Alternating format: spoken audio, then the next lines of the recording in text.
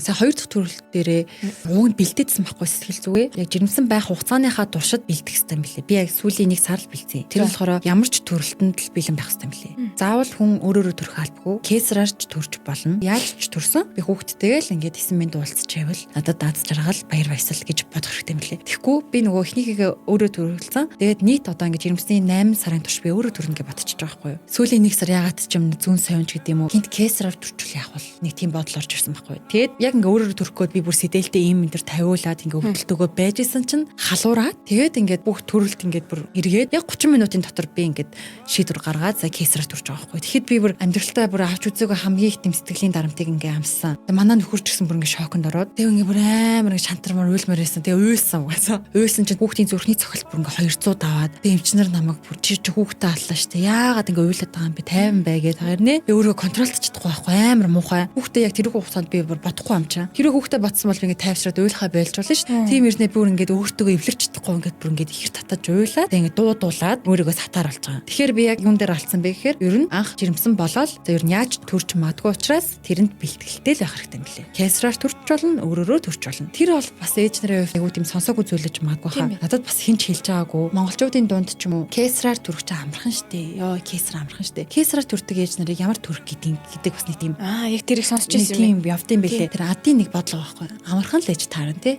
Гидсэд сүлчж байгаа юм чам. Өөрөөрөө төртний дараа би бол доотлолтой маш их хоёлтой төрсөн. Тэр өвдөлтнөөс давсан өвдөлтийг би кесарын дараа мэдрэхлээ. Йоо тэр нэг кесарын дараа 3 өдөр зөөр ингээ хөвтчихдээ юм бэл шүү дээ. Босчихдохгүй. Тэнгүүд одоо би одоо энэ бас яриагаараа бас хүмүүст бас ойлгуулмаар байна. Кесараар төрж байгаа ээж нар чинь бүр өөрөөрөө төрсөнсөө илүү их өвддөг юм бэлээ. Тэгэхээр ингээд өөрөөрөө төрсөн ч ээж кесар төрсөн ч ээж маш их өвдөлтийг хоёулаа туулж иж ээж болж байгаа учраас хинч ээжийг шүүх ирэхгүй байхгүй юу? Зориг дутагдах мөчүүд хин нэгний түүхэл чамайг түшдэг. Subscribe хийгээд 7 хоног бүр хамтдаа шин түүх сонсцгоё.